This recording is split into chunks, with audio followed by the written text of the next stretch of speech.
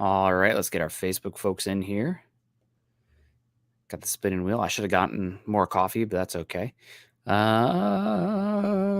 right, one, and come on, Facebook. There we go. All right.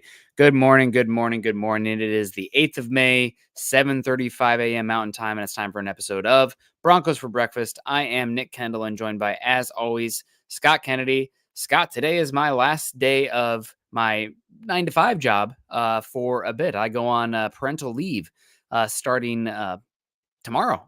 So God bless you. You're going to be outside of conversations with my wife, almost all of my adult contact for all the big chunk coming up here. So that's how I am anyway.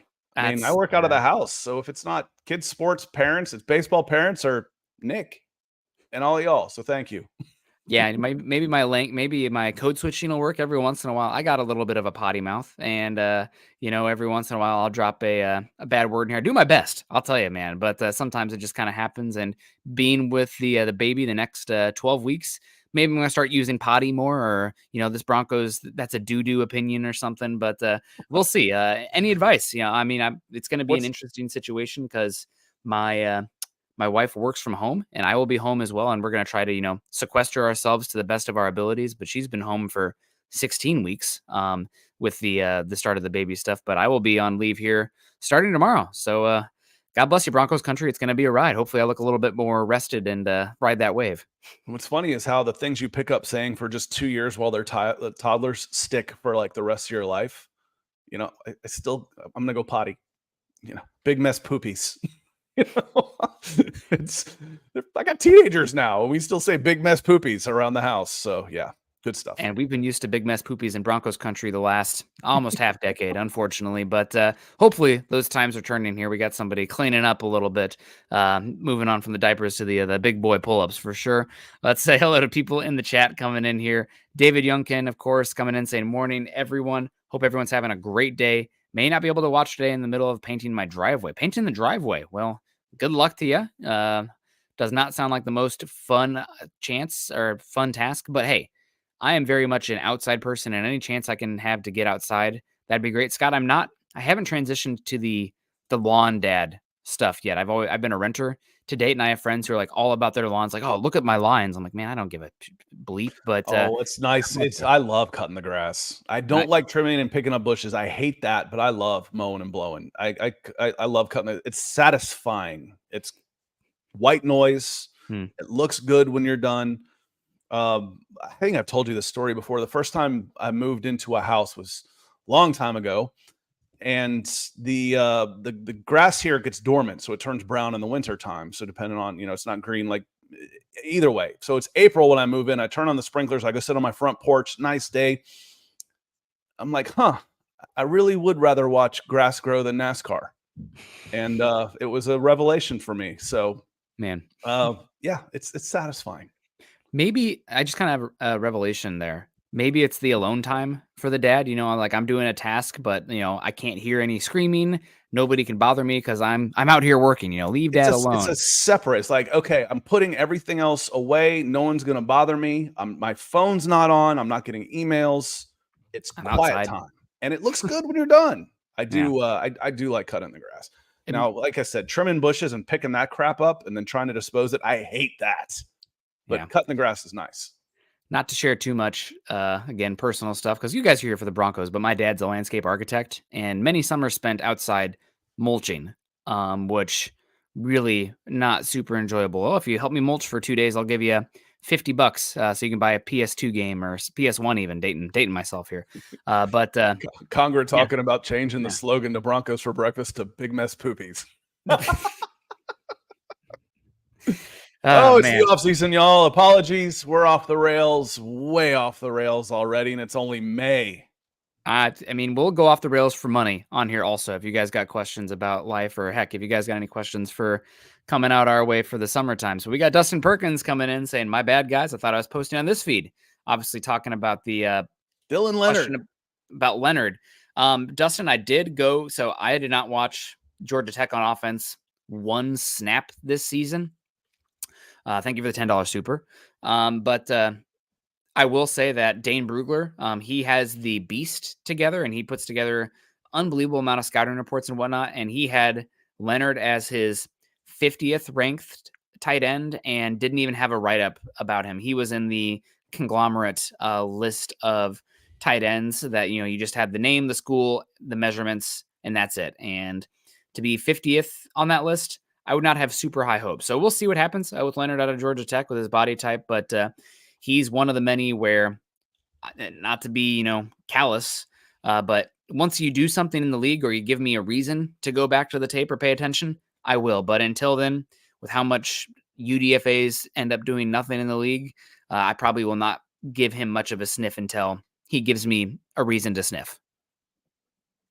I'm trying to check his relative athletic score. And Probably doesn't even exist. It just came up, but I got an error that says you have too many requests. I'm like, all right, we gotta get RAS onto some real technology here. They're too big to be on a old hamster wheel spinning internet now. RAS is pretty low. 475, which that's not terrible for a 250-pound guy. Shuttle was 4.53, still not bad. 3 cones, 7.6. You got offensive linemen. So there's not a lot there, but they saw something to give them an invite. What do you have to lose? We talk about all the time. Would you take a look at? Yes, I would. I absolutely would take a look at. Then let's see where it goes. Yeah. If he'll get a chance and if he runs with it, that'll be great. But talking about Leonard out of Georgia Tech, we'll see if it works out for him. Also working out for us, Michael Ronquillo saying good morning, Nick and Scott on Broncos for breakfast. Go Broncos. Go Michael. Thank you so much for the support. We always appreciate you coming in. We got Lawrence Rivera laughing. I don't know, probably laughing about Big Mess Poopy, but you made me laugh hard, bro. I think appreciate it was the mowing and blowing, which... That too. Pause. What's going on? That's fairly. That's not even that dirty. I didn't even feel guilty talking about that one. I mean, that's just, what are you doing? We're mowing and blowing and getting out of here. It sounds like a college humor, like porn spoof or something. Yeah, like the dad with the white New Balances. Like, oh, I know, getting hot in here. know.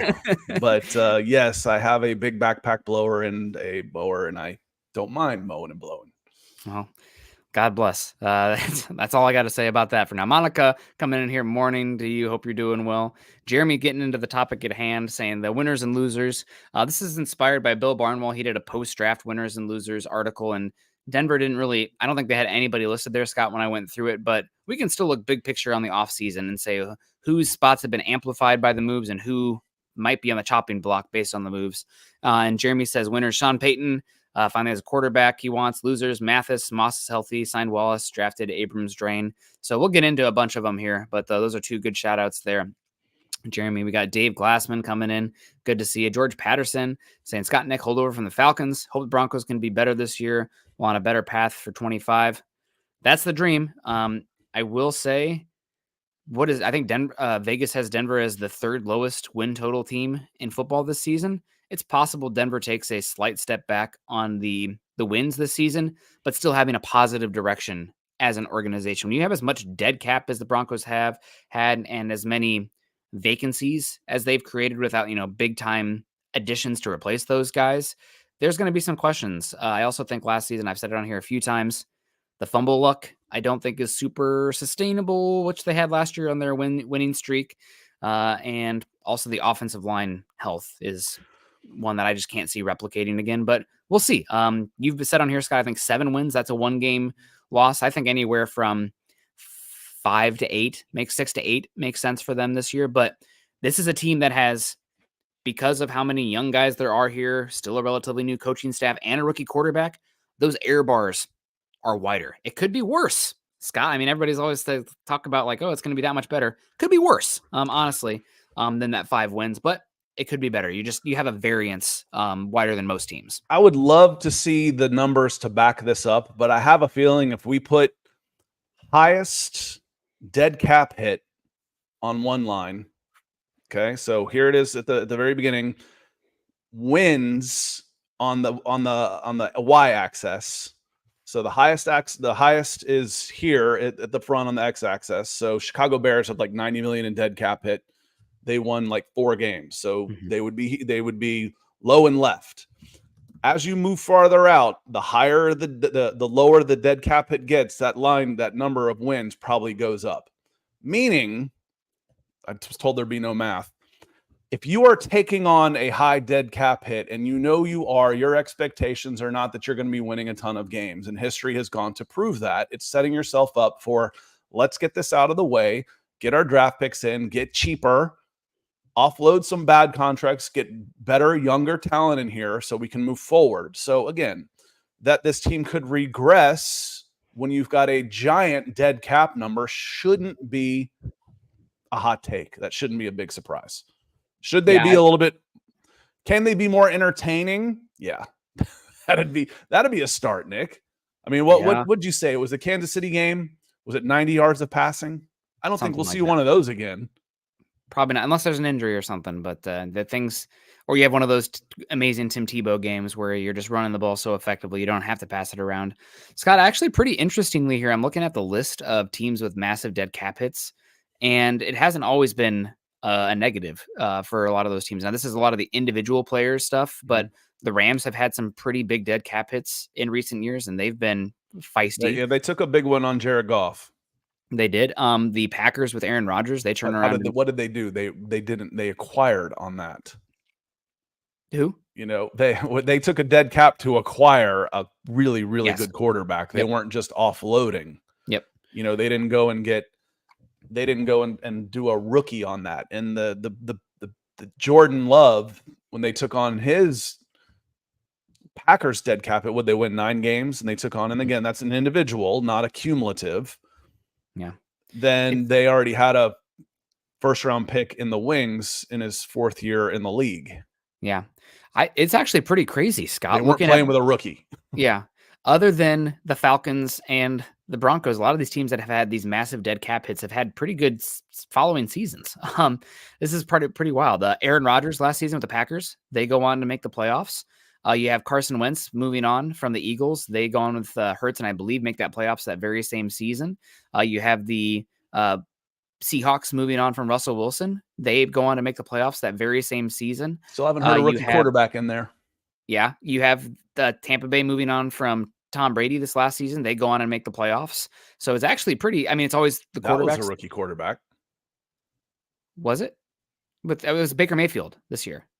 Oh, you said Tampa Bay. Okay. I was thinking the Patriots had a decent first year under Mac Jones. I think that was a deal expiration versed on just moving on from him with the massive dead cap hit stuff. But a lot of these that was Baker Mayfield. That was a former number 1 overall pick who had already been to the playoffs. Again, that wasn't, for me, it was a signal of a rebuild to a certain extent. Yeah. And a lot of so those are the individual ones. Teams who have taken on big dead caps in a single season since 2022 have not been as successful. You have the Bears, the Falcons, and the Texans. A couple years, not very good. Now, granted, it worked out pretty well for those teams a few years down the line. And then last season, you had the Rams and the Buccaneers. Rams just missed the playoffs. Bucs did make the playoffs last season. So actually pretty shocking there to dig into that, Scott, just to see that it's not and not a death sentence still. You can still field a good team and make the playoffs, especially with the expanded field. But interesting to dig into that a tad. Let's say hello to some more people in here. George Patterson says, Scott and Nick. Oh, we already got that one. Good to see you. Zach Powers. Great to see you. Brian Dunn. We got our guy Gabe coming in. Benjamin Flores. Ben's showing up now. So good to see you. Go Broncos. Peter's in the house. Got our guy Jamal Killings. Good morning, Nick, Scott, and Broncos country. Quentin Caldwell, of course. Dominique Harmio. Good morning, Nick and Scott. Pearl Heater. God bless you, Pearl. Hope you're doing well. I always love to see your pictures of your corgis. Roy Osborne's in the house. Brett Capps doing so well. We also got, of course, Jeremy saying Nick's going to learn this next month that getting outside to do yard work will be his time off. I'm going to be doing a lot of walking with the baby. I live in a rental. I'm not going to spend that much time working on the yard in a rental. That's not my job. Mark McDonald coming in here. Good to see you. I always appreciate you coming in. Keith Brugman's in the house, of course. Always great to see you, Keith. JB 3 degrees says Georgia Tech probably a run blocking tight end. 245, a little bit inside outside on that one. Appreciate that coming in saying that. And John Fields in the house. Good morning. Great to see you, John. Colin Wood. Look at those early games we thought we'd win last year, and those games we were supposed to lose, we didn't. You can never tell. That's very true. I mean, who would have thought last year, Scott, Denver ends up losing to the team that's earned the number 2 overall pick in the Commanders, the team that earns the number 3 overall pick in the Patriots, a team that earns the number 10 overall pick, and the Jets, and you end up beating the bleeping Chiefs and the Bills. It's just the NFL is pretty crazy in that way. So we'll never know exactly what's going to happen. That's why you play the games, right? We've said it before. We'll say it again. You weren't as bad as 1-5 made it look, and you weren't as good as what 5-0, 6-0. I forgot how long that win streak was. Made you look. You were somewhere in between, and you finished about on a long enough timeline. The table didn't lie. You're about 500. It's one of the reasons too that, well, I know Jeremy and some people will disagree with me in here about, when can we really start to judge Bo Nix? I think after 1 year starting, you should have a pretty good idea of his baseline. Like if he's going to end up being an elite quarterback, you should have some idea if that's going to happen or not after 1 year. But I will say also, to be completely fair to him, and just like with Russell Wilson last year, give it 8 games. We need at least 8 games before we start to have an idea. Don't overreact if he has one 400-yard game against a team that's, without 6 different cornerbacks and, out there. Don't overreact if there's a game where he throws 4 interceptions early on. Let's let a large enough sample size, 8 games early on, I think is probably a good number where you can be like, okay, what does this tell us? It's not the definitive grade on him, but it is a large enough sample size where you should at least start to get an idea of what you have. Not always though. You just you're looking for the flashes there. I was gonna say you should see flashes in the first year. Yeah. Where you're like, okay, I want to see more of this, or this has been really bad. He just doesn't have it. I mean, you won't know for sure if it's a yes in the first year, but you could know for sure if it was a no. Mm-hmm. The negative would show up easier than the positive, but you're hoping to see enough where you're like, I want to see more. Yep. And I think you will. I think his floor is high enough that he's not going to go out there and embarrass himself. Yeah, and we got Jess Fraley coming in here saying, did I hear corgis? Yeah, you should talk to Pearl. Pearl is all about the corgis. Pearl might even breed corgis. That sticks out in my head. Maybe I'm mixing somebody up here. But yeah, no, I'm more of a golden retriever. Scott's got the German Shepherd out here. I like big dogs. Somebody you can wrestle with a little weight on them. But that's have to bend over to pet him. Yeah, that's that too. But corgis are super cute. Big time, big fan for sure.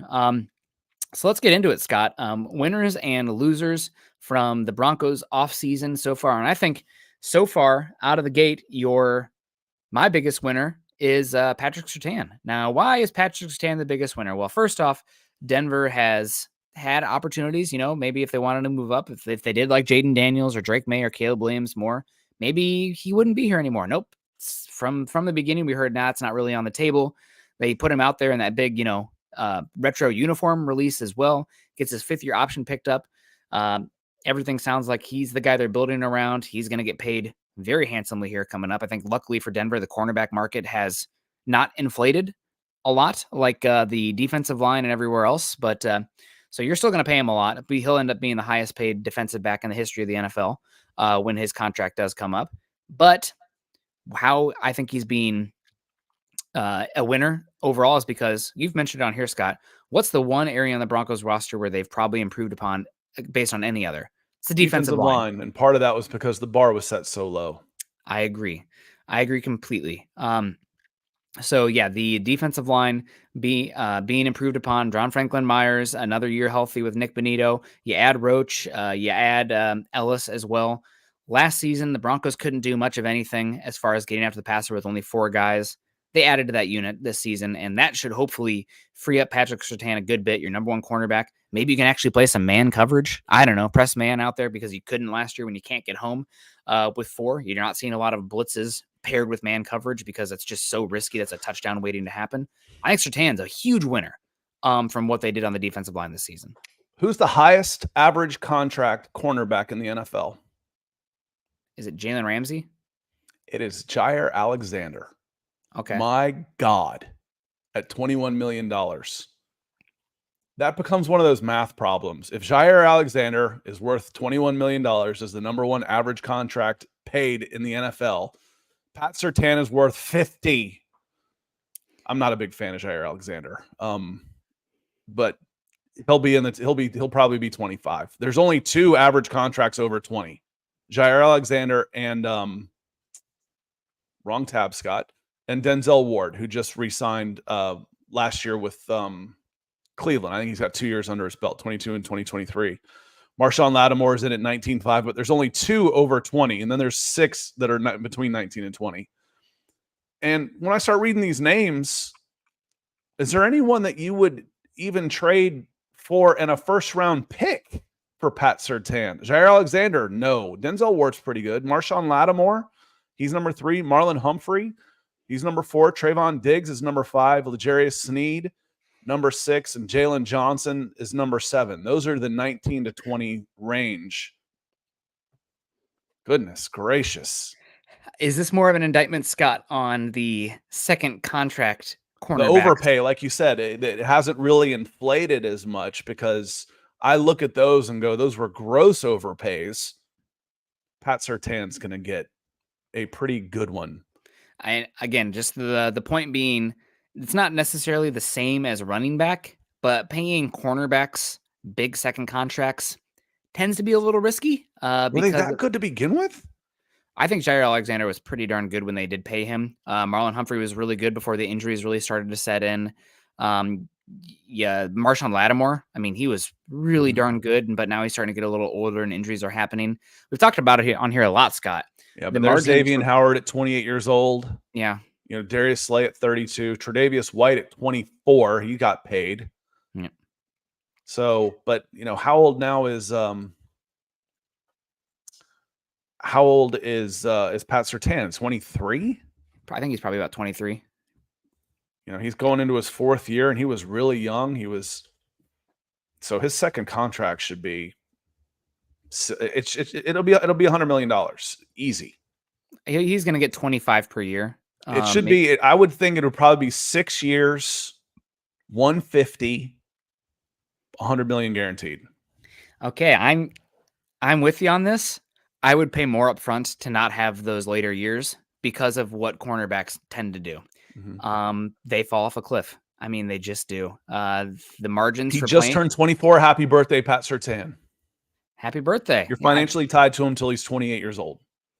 Yeah, I think I'd be looking for a contract that essentially is a 4-year deal. Maybe it's structured like it looks like a 6 on the surface, but I would be very skeptical tying money to any cornerback after their age 30 season, given the margins and the type of athleticism and quick twitch that is demanded on the outside. I don't think there's any. That's why a hamstring can sideline a cornerback for a season. They go from 100% of athleticism to 90%. Well, good luck. You're a reactionary, and it's hard to find the type of twitch athletes out there that can play that kind of stuff. So I would be skeptical to pay him super long-term contract. I'd rather pay more upfront to give yourself flexibility.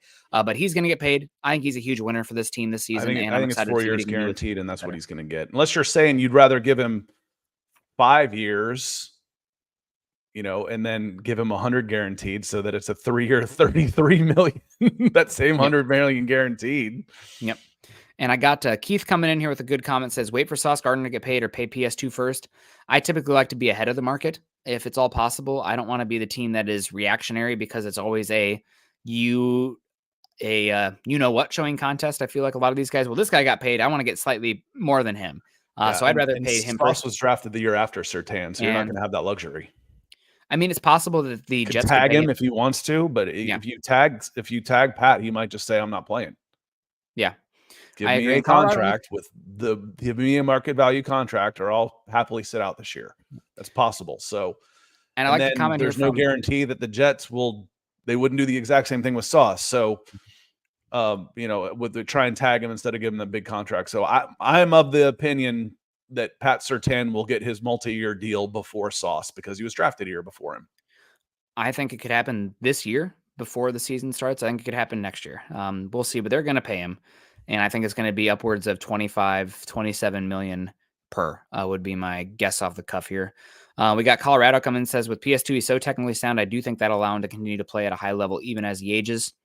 I agree. It's just, there's a difference between a high level and number 1 paid cornerback in the entire NFL. And he's big and physical is the other part of it too. He's not the Deion Sanders speed guy. He's fast. Don't get me wrong. Yep. But he's not reliant on, okay, I'm just out athleting everybody. He's big and fast too. I mean, he's big and strong too. Yep.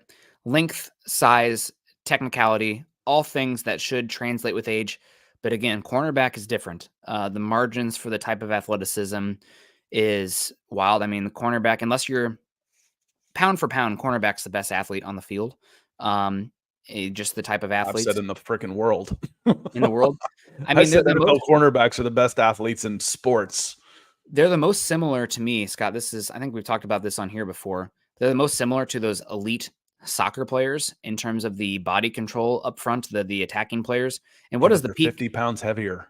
They're 50 pounds heavier, but what's the peak for those soccer players? Their age. They're in their, by their 30. Yeah, it's 20. You talk about their prime being like 23 to 29. It's the same for cornerbacks. Mhm. It really is.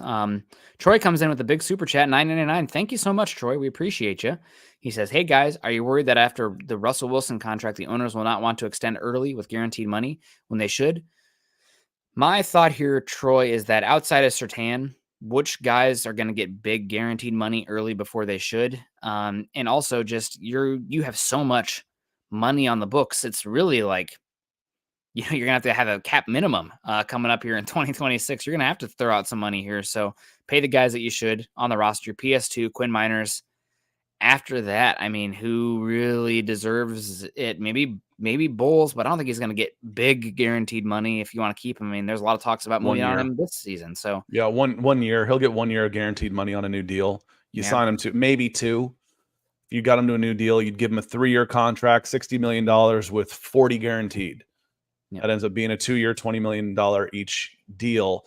But Troy, on this, my answer is no, just because we saw how aggressive they were in free agency last year with Russell Wilson being uncertain, with a pretty good chance that they knew that they were going to move on. And you gave big guaranteed contracts to Zach Allen and to Mike McGlinchey was huge. And then you kind of doubled down on that Mike McGlinchey, and you basically extended your deal with him for an extra year of financial commitment to him. So no, I'm not worried at all. I think that the owners with money will see that the guarantees and the signing bonus on the longer contract is a way to help manipulate the cap so that they can bring in more talent. And if we happen to lose some money and have to eat on this, so what? It's only money. Yep. That'll come back. We also got Kathy coming in and says, "Hey, Nick and Scott in Broncos country, dropping in to show the support. Thank you so much, Kathy. We appreciate you. So glad we got our quarterback. Knicks for 6, MHH for life. Yeah, appreciate you coming in, Kathy. Hope you're doing well. Shout out to you again, and Pearl, for the gifts you sent the newborns. We're still using them. He definitely loves the wooden rattle right now, as well as the crinkly butterfly that you sent. So he's really, I'm really lucky. I'm going on leave here tomorrow, and my wife went through the first 16 weeks, and those were the harder weeks. Now he's starting to be interactive and fun, and the weather's getting nice. So God bless my wife, taking the hard parts early, and it's always different kind of hard, right? When the baby's aging and whatnot. But shout out to you guys, Scott. Who's your big winner on this team, or one of the big winners? Well, it depends on your point of view. You could just say the relationship, the divorce of Sean Payton and Russell Wilson. Mm. Yep. Russell Wilson getting a fresh start in Pittsburgh is a good thing for him. That's one of the big winners from this offseason. Sean Payton getting to handpick a guy to come in and run his system the way he wants it to be run is a good thing for him. The Walton Penner Group spent $150 million on 2 years of quarterback. But hey, it's only money, right? That was tough. So I would say the combination of the two, the divorce that happened between those two was beneficial for both of them. So Sean Payton and Russell Wilson both come out of this as the big winners for now. Yeah, we'll see how it plays out. Obviously there's the Russell Wilson supporting factions, and I appreciate the ones that are like, we'll see who's right. In the end, maybe both can be right. Maybe, Arthur Smith stuff, although he likes to run a lot of stick and over the middle of the field passing concepts and stuff, but a heavy play action. So maybe that's going to be better for Russell Wilson, considering Sean Payton, for some reason, it's not really much of a play action guy, which is weird to me, but I'd love Mike Tomlin. I would love to see Russell Wilson have success in Pittsburgh, and I would love to see Bo Nix have success in Denver. And there's none of this finger pointing. See, it was him. See, it was him. It was us. We didn't get along. I wasted 3 years in a bad relationship when I was much younger, realizing whose fault it was. It doesn't matter whose fault it is. we're no good for each other. It doesn't matter if it's your fault or my fault. I don't care.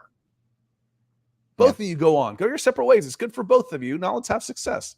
I have no reason to not root for Russell Wilson or Bo Nix and Sean Payton. I hope they both do really well and can both look back and just say it just didn't work for one reason or another. Yep. I'm with you all the way on that one. Big loser for the Broncos. I think you have to say it's Jarrett Stidham, right? They not only go out there and get Zach Wilson in here, who's going to be competing for that number 2, pretty live arm, somebody that Denver, apparently they had the deal worked out for a long time, Scott. They were just waiting for the finances to be approved from the Jets ownership. But this is somebody that 2-3 weeks, the deal was confirmed, just waiting on the actual specifics of the money. So he comes in to compete with Jarrett Stidham. And then you have Sean Payton and the Broncos go out and get Bo Nix as well. You can save $5 million on Jarrett Stidham, far from a guarantee. Obviously, Ben DiNucci is probably the biggest loser here, but given the stakes here, bigger stakes with Jarrett Stidham, he has to be considered a loser. And he's going to have to go out there and play obviously better than Zach Wilson, in my opinion, to make the team. Now, granted, there is the locker room, film room, team room, or position room meetings aspect of that as well, with having Stidham, who knows the system, could be another veteran voice in the room. But that's kind of why you have Davis Webb, and you already have a quarterback whisperer. You got the Michaelis, or whoever the offensive coordinator is, or excuse me, it's who's the offensive? The name's totally escaped. Lombardi. There we go. Offensive coordinator Lombardi here as well. But yeah, I think Stidham's probably the biggest loser. Yeah, and he had signed, but it was basically a 1-year deal anyway. We kind of knew that. I'm still not convinced that he's not quarterback number 2. That's how I feel like it is, that he's QB2. Zach Wilson is fighting for a roster spot. If I had to say who's on the team come September 1st, because one of them would be gone, because they could both be on the team. It's DiNucci, like you said, Bonucci. It's DiNucci, like you said, is the one who's least likely to be there, but he can still take a practice squad spot, which is where he was last year. Mm-hmm. I think Stidham's number 2. And I think Zach Wilson is the one who's really trying to make a roster spot. You're not overly concerned about trying to save a couple $1 million on the salary cap right now, because he can come off it next year when you're ready to actually spend. If you were worried about salary cap money, pinching and saving every single dollar, you wouldn't have gone after John Franklin Myers. So I think Stidham is QB2, and Zach Wilson is fighting for a job. I agree with you, but I still think the opportunity makes him a loser, all things considered, in the offseason, because the reps that are going to be available, he's fighting. I agree with you. I agree with you there too, because he was going to, if they had kicked the can down the road, like you said, like I like somebody better at 12, and Bo Nix got taken in the later on when we didn't have a chance to get him because we didn't have a second round pick and couldn't get back up to get him. Then Stidham would have been your starter. Yeah. So now he's got a chance, but come on, nobody wants to see Jarrett Stidham as a starter of this team next year. No one, except for maybe the Stidhams. Yeah, I was gonna say his family. Yeah, but I'm with you. I think he's a loser in this situation. Just because he came in, 3 weeks ago, he was the number 1, and now all of a sudden it's like he might not even make the team if Wilson takes it by the horns. I think probability-wise, I'm with you. He'll be the number 2, but it's the odds. You know who can be a big winner though, Nick? Though that we've forgotten to talk about in this whole thing. Us. Because the older I get, the more seriously I know I have to take care of my health and nutrition. Enter AG1 for people like us. Sitting at a laptop for hours writing articles and doing podcasts, it can become all too convenient to rely on coffee and caffeine. I don't always want a second cup of coffee in the afternoons, and I can always use a kick of nutrition as well with AG1. I get sustained energy on top of that. I'm not a big fan of multivitamins, and I've learned recently how important it is to take care of your gut health. AG1 kills all 3 of those birds with one stone, and it does so in an impressive, life-altering fashion. Improved gut health, focus, energy, and nutrition. That's a grand slam. All in one awesome smoothie or mixed in a refreshing, delicious cup of water. AG1 is next level. Yeah, AG1 is a supplement I trust to support my whole body health and help me feel my very best. If you want to take ownership of your health, it starts with AG1. Try AG1 and get a free 1-year supply of vitamin D3K2 and 5 free AG1 travel packs when you first subscribe. Go to drinkag1.com/huddle. Again, that's drinkag1.com/huddle. Check it out. More winners besides us. Shout out to them with the my mouse just died. Getting back here. You're gonna have to go keyboard shortcuts. I'll hit William real quick, coming in over from London. He says, do you see any trades happening before week 8? Yes, I do. I just don't know which ones. I think you will absolutely have a trade come in before the trade deadline. Seem to have them every year, but who's it going to be? How often do you see in season a starting offensive lineman get moved? Never. I mean, never. Yeah, you don't really see it. Sometimes you'll see like a veteran that's on the market get added. Somebody who's like older. I mean, I remember the Broncos bringing in Evan Mathis like really close to the start of the season when Denver won the Super Bowl in 2015. I believe that's when they brought in Mathis. But you don't see offensive linemen traded typically. A lot of times it's pass rushers or wide receivers. Yeah, there could be reserve guys, but never, okay, we're trading our starting left tackle. So if Garrett Bowles is on this roster September 1st, he's probably going to be on the team through the end of the season. If he gets moved before that, so be it. Courtland Sutton, what do you think? Where's your head on Courtland Sutton right now? Do you think he's going to be a Bronco come Halloween? It completely depends on how the season goes and how the teams are looking at the upcoming market as well. I think Denver would have been happy. They had a high price for him 2 off seasons ago. Didn't come to it. Okay, we're happy keeping him again. Sean Payton's here giving Russell Wilson a real chance. We'll kick the can. This season, it was we're shopping again, but the value that they wanted was not there because teams were infatuated with the availability of this upcoming wide receiver class instead. And you still have 2 years of control. There's no reason to force it. But Scott, that's one that it's going to depend on the Broncos. I believe the overall play on the field, whether or not they're shopping him and whatnot. I'm glad that they didn't just get rid of him to get rid of him, because without Sutton, the number of pass catchers that you can trust on this team are as bad as any team in the NFL. I would say on paper. I'd have to go through the list of teams, but I mean, Mims, complete unknown. Patrick hasn't played a meaningful snaps in 2 years. Josh Reynolds is your most dependable pass catcher. I mean, that's horrific if that's the case. So maybe Sutton's not a fit for Knicks. Maybe he's somebody that they're on the way out, but at least you have like a known quantity out there. But we'll see how the season goes. What's the and I think you had one of your biggest winners. We're the biggest winners when Brian Dunn's coming in with the super chat for sure. So thank you, Brian, for the support of Broncos for Breakfast and the Falcons podcast, everything that Nick and I do on Mondays and Wednesday mornings.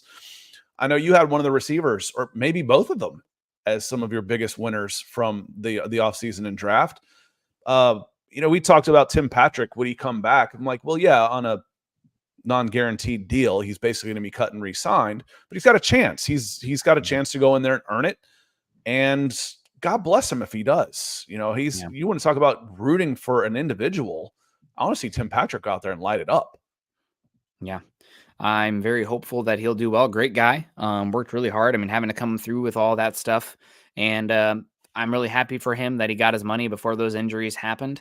Obviously, in hindsight, maybe not the best for Denver. But that's the one that we'll see what happens. But the big winner here for me is Marvin Mims out of the room. He is the highest drafted player out of those wide receivers of this regime. The Broncos traded up to go get him. Obviously identified him as somebody they wanted. And in the preseason press conference, you had Sean Payton talking about, the reason Mims didn't make more of an impact later is more because of us. We needed to get him out there more, and it's hard to do it when him and Jerry Jeudy play the same role at wide receiver. Well, Jeudy out, Mims still here. All of it points to a big opportunity for Mims as a winner. Now, can he take it and run with it? He's going to have to hold on to the freaking football, and he's going to have to be able to run more routes at a higher, better efficiency. But opportunities there for him to become a key part of the offense. And if you're in the slot, you want to be able to go over the middle. It doesn't do you a lot of good to be in the slot and only have one side of the field open to you. Mm-hmm. So, having those angle routes, arrow routes coming off either side, that's why you're in the slot, to get space. If your quarterback's having trouble throwing the ball over the middle, it takes away that big option for you in the slot. Mm-hmm. You're basically an outside receiver at that point with just one side of the field, the outside. So we'll see. Why is Marvin Mims? Was that one of the things where Marvin Mims? But that would make me nervous, Nick, when we're talking about our big winner. And this is a guy we're really counting on with the lack of a proven commodity out there. That Marvin Mims is like, hey, this is Sutton's still your number one guy. Now can Marvin Mims step up in a big, big way? What do you have? 350 yards last year? And like almost all of them came in the first 3 weeks. Yeah. I mean, we're talking, we want him to triple that. That's a big ask with a rookie quarterback and, in essence, a rookie wide receiver because he didn't play a ton on offense last year. Yeah. He's a pro now, so he'll have all offseason to figure out up until this point what he wants to do. But he's going to be asked to do a lot of different things this year than he was asked to do last year, too. Yeah. It is going to be interesting. I mean, the opportunity's there for him, opportunity for us coming in. Also, John Clay Evington coming in and saying, good morning, gents. I think last season was the first time Broncos beat the eventual Super Bowl champs during a season. I would have to fact check you on that. I mean, it hasn't been the Chiefs as of late, of course, so that one doesn't make sense for them. Actually, no, it's not true because Denver, I hate to bring this up, John. Denver ended up spanking the Baltimore Ravens in 2012 in the regular season in Baltimore. I think there was like a fumble recovery for a touchdown. Denver went into Baltimore and whipped them. And then, unfortunately, Bill Vinovich, some questionable plays, and the Raheem Morris touchdown give up for a 70-plus yard touchdown to Jacoby Jones from Joe Flacco. The Ravens end up going on to win the Super Bowl that season. So Denver does beat the Ravens in 2012 in the regular season, but loses them when it matters in the playoffs, and they go on and win. Wow, what a run that Baltimore went on. They lost 4 of their last 5 games entering the playoffs. Talking about getting hot at the right time. They lost 4 of their last 5 games, including that Denver Broncos game you mentioned, and then went on a run to win 4 in a row to win the Super Bowl in 2012. And then Joe Flacco got a big contract. Yep, that's crazy times. But unfortunately, I hate to dig that one, man. I don't think I've ever been as hurt following a game as that 2012 divisional game. I still contend that was the Broncos' best overall team that they had during the ever since John Elway, but that's one that was rough. Do you have another winner here, Scott? Another winner. I got another loser. Chat's talking about it if we want to get into that too. But go ahead. I'll riff off of what you have to say. Samaje Perine, definitely a loser. He's somebody who is going to have to compete for his spot. Now, he's been a very good security blanket as far as the passing game and the blocking game. But with the money they can save for him, with them bringing in Watson, McLaughlin still here, and spending a 5th-round pick on Estime, I think Perine is somebody there's just not a lot of touches, and given the margin difference for the running back position, maybe you can move on from him. The opportunity is not going to be big for him sample size wise. Big question is, can a lot of these guys show to be good enough in pass protection in the end? I know I harp on that and people kind of maybe roll their eyes at this point with a running back position, but when you have free rushers and simulated pressures and whatnot, you have to be able to trust your running back in pass protection. So if more so Estime and McLaughlin, Watson can step up and show they can be competent there, maybe it's pretty easy to move on from Perine in that case. But that is, he's definitely a loser considering the position, the investment, and the opportunity. I would think the winners would be the guys in the secondary because there hasn't really been a lot of competition brought in for them. I know you go with a 4th-round pick, 5th-round pick, but that you're not expecting a 5th-round pick to come in and take your job. You might. I mean, there's competition, but when you're Caden Stearns, when you're PJ Locke, when you're Riley Moss, the opportunity's there, man. The door is wide open to go in and take it. That makes you a winner in this little game we're playing here. I do think if we are going to point out losers in the secondary, Caden Stearns is one, just because there's been talk of moving Moss to safety. You paid Jones, you brought back Locke. I think that his pathway to the field is harder now. Now, granted, maybe that injury is more severe and we won't see him anyway, but that's one I'm like, I don't think there's a great opportunity for him unless he really goes out there and takes it. And he's a talented player. God, every time you see him on the field, he splashes. But I don't think he is one that was empowered by the offseason moves. And I also don't think that I think he's empowered by still being there. Yeah. Rookie contract. It'd have been said a lot if he wasn't. I don't know if he will still be here when you get to the 53. And also you have Damari Mathis, I think is a little bit of a loser as well, just because you brought in Levi Wallace. You still have Riley Moss out here. McLaughlin is definitely the slot. So that was a pathway to the field for a physical player like Mathis, a little safety cornerback hybrid action. So those two, I think if you're talking to any losers from the secondary, those two stand out to me, but we'll see. I did want to say there's nobody that's been brought in that's a guaranteed roster spot that hasn't already been lost. Okay, Levi Wallace, okay, he's probably going to have a roster spot. Jones probably going to have a roster spot. Well, they replace guys. Yeah. They're like, okay, those guys were already gone. If I'm in the secondary room, I think, okay, I've got a job. Now I need to go take advantage of it. You did bring back Locke, who replaced Stearns last season, and you could have just been like, okay, Locke, thank you. Wash your hands. We got Stearns coming back. Locke replaced him in season, and he's back. So that's one that I think is, again, the opportunity maybe not there. But Locke was already on the roster. We'll see. Yeah, I don't mean just on the depth chart. I mean talking when you draft a quarterback with a first round pick, someone's losing a job. Mm-hmm. Someone's off the roster. Yep. We don't necessarily see that now. Abrams-James probably makes a roster, which is going to cost somebody. But again, if I'm Riley Moss, if I'm Caden Stearns, I think, okay, it's still in my hands. I'm not automatically going to be cut because they took this guy. Yep. That's a good thing when you've struggled like Caden Stearns has. And I do have one more relatively big winner, in my opinion. Did want to give a shout out to both tackles. Denver didn't bring in another tackle. I haven't drafted a tackle since 2017. Wild run, but they have some depth concerns there, long-term answers. But McGlinchey and Bowles definitely empowered to be starters. DJ Jones still here. They didn't use a premium pick on a nose tackle 3 technique type. You did bring in John Franklin Myers, but I think Roach is more rotational in the end. I think Jones is still empowered, so I wanted to give him a shout out. The linebackers, right? Barton, Sanders / Griffith. Somebody's got to play linebacker too, Scott. There's opportunity there. They did not use a premium pick to bring in competition there. But the one who stands out, and I saw Colorado mention it, so it's been on my tongue here, but Greg Dulcich. Denver talked about all offseason wanting to add a weapon in the tight end room.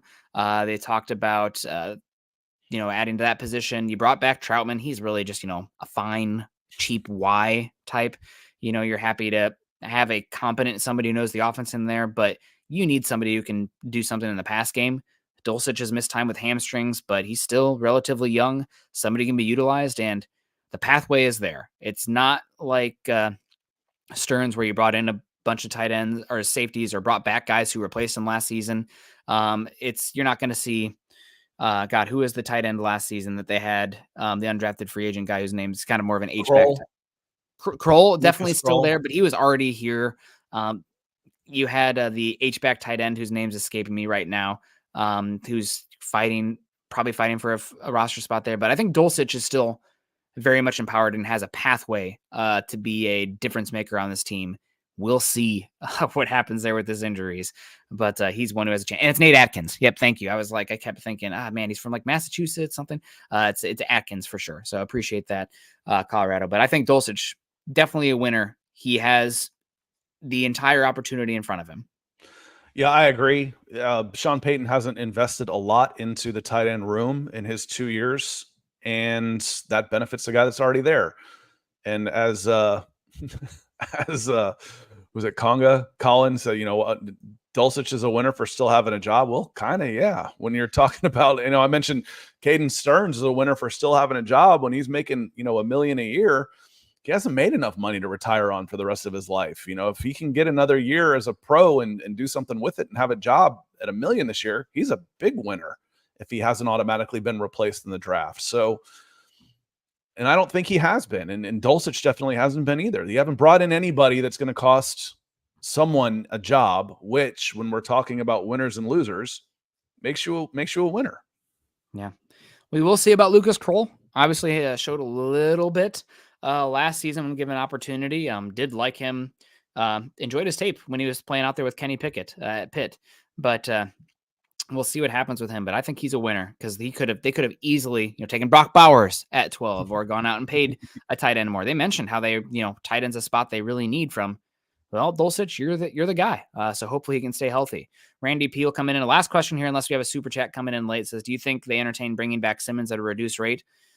I guess it's possible. I think once you move on from him and like kind of the locker room aspects of that as well, I don't know what that would look like. I think probably Simmons goes on to another opportunity, but we keep seeing him in Denver. Denver's definitely his home with the Nugget games.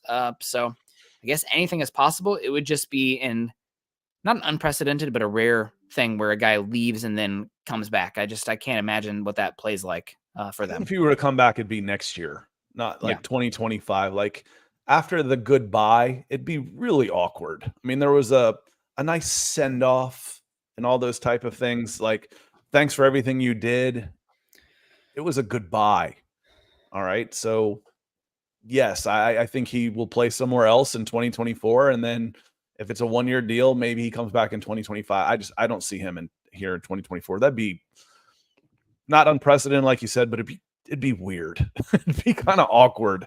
So I'm going to say no. I do not see Justin Simmons in a Denver Broncos uniform in 2024.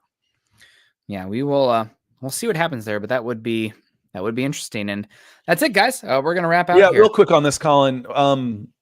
First round draft picks, their contracts are guaranteed through 4 years. You don't have to keep them at all. But you're on the hook for their salary and what you can trade. The guys after that, it's almost like, and I'm not 100% sure on this, but when I look at the day 2 picks, it's a 3-year contract with a 4th-year option that's non-guaranteed. So you look at a guy like Dulcich next year, you still have him under contract, but the money isn't guaranteed. So you could keep him through camp and then cut him with no dead cap money.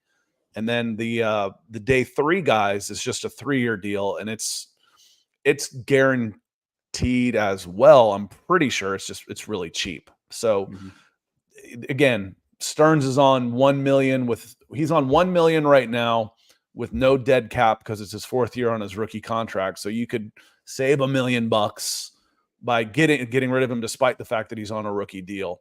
Is he worth keeping on the roster through August to see what he can do in camp for $1 million? Yeah, it's worth it if he's out there competing. Otherwise, you have an injury settlement and you move on. Yeah. You're probably going to end up paying more for the position, moving on from a guy and paying his replacement for equitable talent / availability than just keeping them and see if they can be a contributor. So again, just the way that contracts are set up, you're not going to get a lot of financial benefit from moving on from the guy. Right. That said, it really comes down to, are they even worth the roster spot in the end? So that's the question there. Michael Ronquillo says, great show today, Nick and Scott on Broncos for breakfast. Go Broncos. Also, I see Jeremy says, come on, Nick, you can go longer. You're on vacation. Today's my last day of work. He'll be begging to go back to work. I don't know. We'll see. Open mind, open hearts. We'll see how it goes. I'm going to be excited to get outside a lot with the little guy. And I got to protect him from the sun, though, right? No sunscreen until 6 months. But appreciate everyone coming in here. Any final thoughts, Scott, before we get on out and start our weekend, right? Nope. It's all conjecture. The grades, the winners, the losers, it's all conjecture, but that's what we're here for. Time will tell. And that's why we watch the games. And I'm looking forward to that, but I'm looking forward to having all this speculation. It's one of the things that drew me to the process to begin with, was the speculation on who's right, who's wrong, who will be right and who will be wrong. Who can I listen to? Who does their homework and who's just full of beans? Sometimes we're all of that at one time. So thanks for being here, y'all. Appreciate all the support as well.